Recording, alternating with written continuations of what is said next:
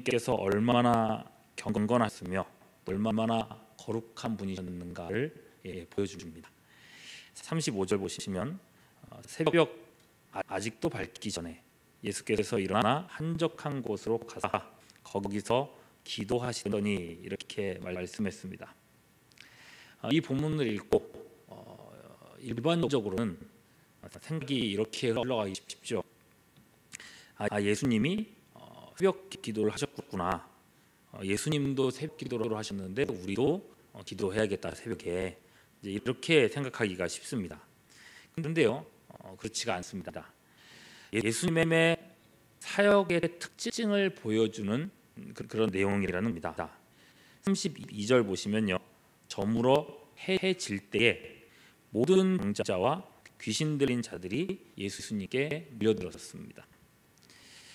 예수께서 귀신 들린 사람들에게서 귀신을 쫓아내시고 또 베드로의 장모를 고치신 소문이 퍼진 거예요.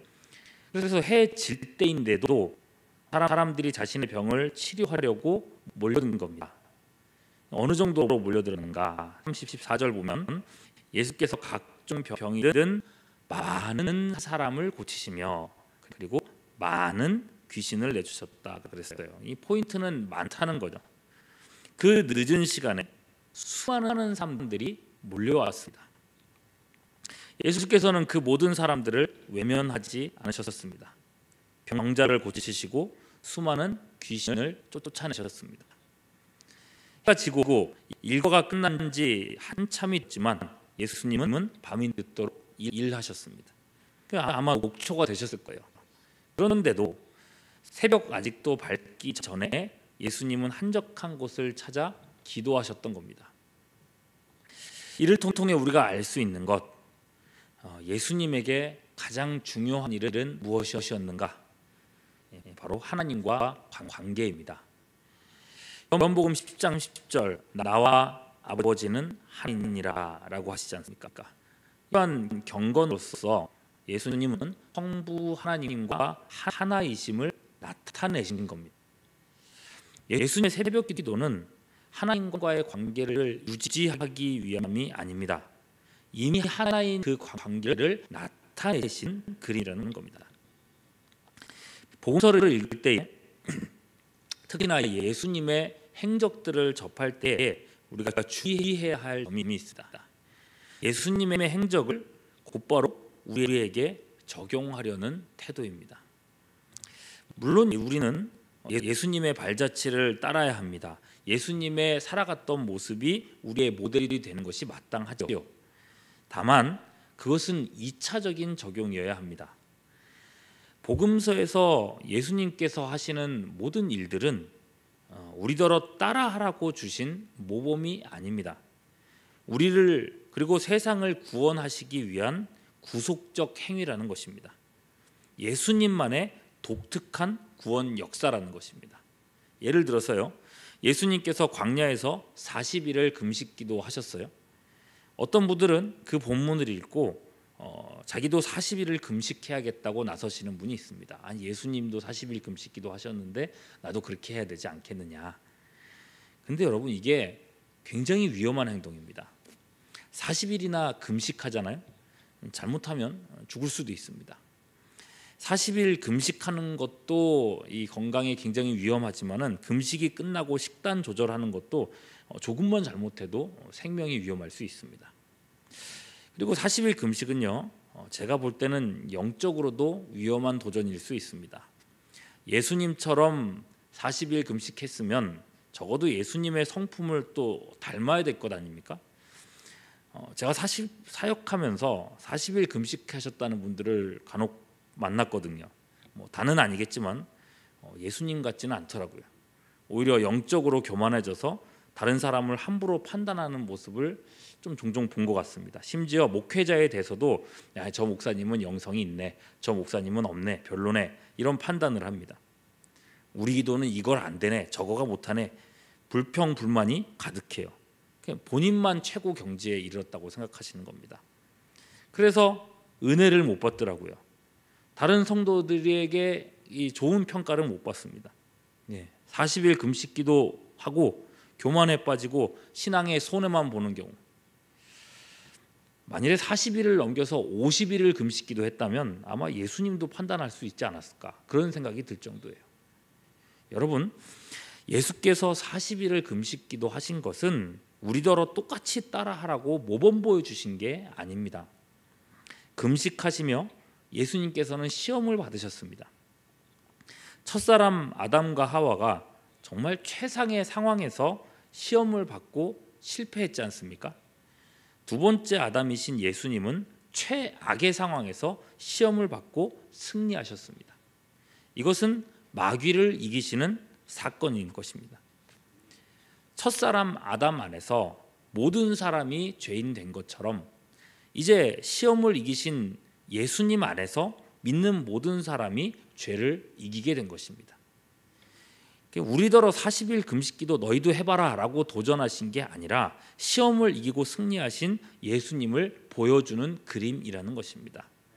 예수님 안에 들어와라, 예수 그리스도를 신뢰해라, 그 선언을 보여주는 거예요. 성경을 이렇게 볼 수 있어야 됩니다. 예수님께서 새벽 밝기도 전에 기도하셨구나, 이게 새벽 기도의 시초구나, 그게 아니라는 거죠. 물론 그렇게 적용할 수도 있겠습니다. 그러나 이런 적용을 절대화한다면 새벽 기도가 신앙생활의 기준이 되어야 되지 않겠습니까? 그러면 새벽 기도하는 성도는 우월한 신자, 그리고 하지 않는 사람은 모자른 신자가 되어버립니다. 새벽 기도 안 하는 사람이 정죄하는 일이 생깁니다. 그게 과연 주님이 원하시는 모습이겠는가? 또는 예수님이 새벽 기도를 통해서 영역을 더 얻어서, 기도를 많이 해서 영역이 더 쌓여서 그것들을 가지고 사람을 치료했다? 그래서 우리도 영역을 더 받기 위해서 기도하자? 이것도 아닙니다. 예수님은 본래적으로 하나님 자신이기 때문에, 삼위일체 하나님 자신이기 때문에 기도를 통해서 영역을 더 고양시킬 필요가 없는 분입니다. 예수님의 사역을 우리가 따라야 할 모범 그 정도로만 인식한다면 이런저런 비교에서 벗어날 수가 없게 됩니다. 신앙의 계급화가 일어나는 거죠. 제가 20살 때부터 사역을 시작을 했습니다. 그래서 오랜 시간 동안 사역을 하면서 오늘 이 본문을 가지고서도 몇 번이나 설교를 했지요. 그런데 말입니다, 40대 중반쯤 되니까 예수님께서 새벽에 기도하셨더라 하는 이 말씀이 조금 다른 눈으로 보이더라고요. 여러분, 예수님은 이때 30대 초반입니다. 제가 30대일 때가 생각이 나더라고요. 그리고 제가 30대일 때 어떻게 이 본문을 봤는가? 예수님 얼마나 힘드셨을까? 그럼에도 불구하고 새벽을 지키시려고 노력하셨구나. 그런데 제가 이제 그 이상의 나이가 되고 보니 30대 초반의 나이가 다시 생각이 되는 거예요. 너무 젊은 거예요. 만일에 신전도사님이 밤 늦게까지 일하고 새벽에 일찍 일어나서 기도했다, 어떻게 생각하겠습니까? 젊은 때면 뭐 밤 늦게까지 일하고 새벽에 일찍 일어나는 거 할 만한 거 아닌가? 내 나이 30대면 그러고도 힘이 넘쳐났는데 30대라고 하는 이 나이가 굉장히 다르게 느껴지더라고요. 하물며 60대, 70대 어르신들이라면요. 특히나 평생 새벽기도 한 번도 안 빠지신 어른이신이라면 30대 초반 청년이 새벽에 기도하는 걸 봤다. 젊은이가. 그런 생각이 들 수도 있습니다. 그러니까 모범적인 해석은 자칫하면 이렇게 판단하는 그런 교만에 빠지기 십상이라는 거죠. 새벽기도 뭐 이런 얘기를 하기 이전에 성경이 하고자 하는 말씀이 뭔가, 이걸 먼저 고민해야 한다는 것입니다. 예수님께서 새벽에 기도하신 것은 그분이 성부 하나님과 하나이심을 나타내는 중요한 그림입니다. 우리를 구원하시는 구속적인 행위입니다.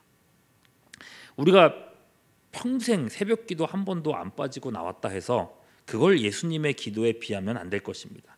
그건 아예 다른 문제예요. 오히려 여러분, 우리가 지금까지 새벽기도로 하나님 앞에 나아왔던 것을, 하나님과 교제하며 살아왔던 것을 감사할 수 있어야 됩니다. 이게 내 의가 아니에요. 내 노력이 아니더라는 거죠.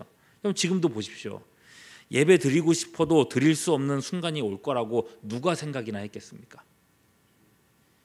그러니 오늘과 같은 본문을 볼 때마다 나를 구원하기 위하여, 그 구원을 이루시기 위하여 한 걸음 한 걸음 걸어가신 그리스도를 바라보며 깊이 감사하는 우리 모두가 될 수 있기를 바랍니다. 이 부분은 이제 이 정도 보고요. 자, 새벽 시간이 지나고 아침이 밝아오자 제자들이 예수님께 나와서 말합니다. 37절, 모든 사람이 주를 찾나이다. 왜요? 어젯밤에 병을 고치시고 귀신을 쫓아내신 역사를 봤습니다. 수많은 사람들이 흥분했습니다. 예수님에 대한 소문이 삽시간에 퍼졌습니다. 그런 예수님을 보려고 사람들이 몰려든 겁니다. 예수님은 어떻게 반응하십니까? 38절, 이르시되 우리가 다른 가까운 마을들로 가자. 거기서도 무엇하리니? 전도하리니 내가 이를 위하여 왔노라. 여기서도 예수님 사역의 또 다른 핵심이 나옵니다. 전도, 도를 전하는 것, 진리를 알려주는 것입니다. 예수님께서 오신 목적이 바로 전도라고 말씀하십니다. 그러니까 예수님의 존재 방식은 기도요, 예수님의 존재 목적은 전도더라는 거죠. 예수님의 관심은 군중이 아니었습니다. 많은 사람들의 칭송 같은 것이 아니었습니다. 호산나 외쳤던 이 군중의 칭송이 하루아침에 십자가 못 박으라는 분노로 바뀌는 걸 알지 않습니까? 예수님은 한 사람이라도 더 복음을 듣고 이 진리 앞에 나오기를 원하셨습니다. 예수님의 이 마음이 마가복음 전체를 꿰뚫고 있는 정신입니다.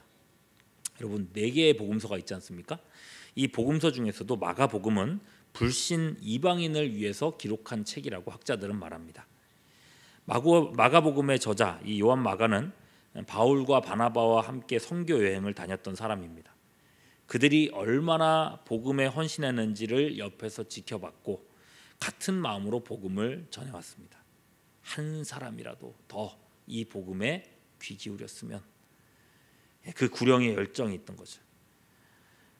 여러분 생각해 보십시오. 복음에 관심이 없는 사람들, 그들을 위해서 만일에 복음서를 쓴다면은 글을 길게 써야 되겠습니까? 아니면 짧게 핵심만 골라서 써야 되겠습니까?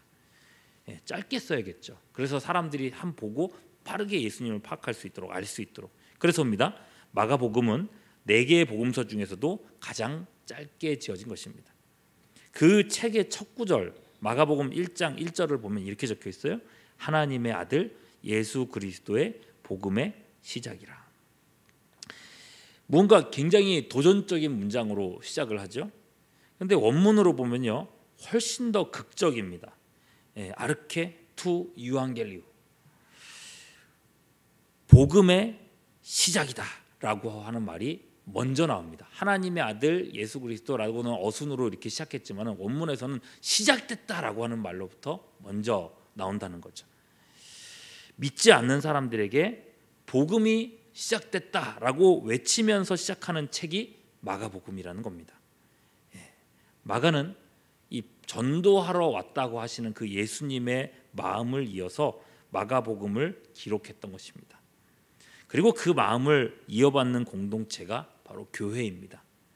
어떤 사람은요, 서울 시내에 교회가 너무 많다고 불평하는 사람들도 있습니다.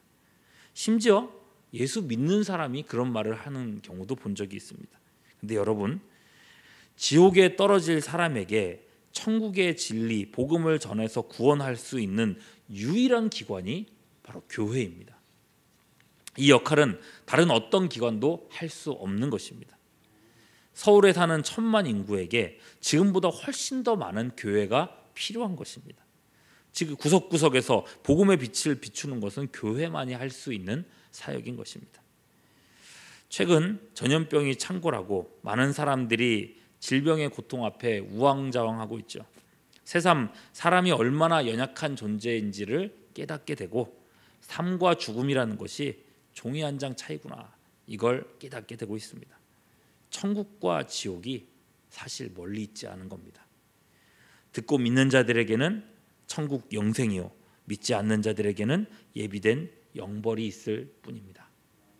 참 하나님이자 참 사람이신 그리스도, 하나님과 인간 사이의 유일한 중보자 되신 예수 복음을 한 사람에게라도 더 증거할 수 있는 우리 교회 공동체가 될 수 있기를 주님의 이름으로 축원합니다.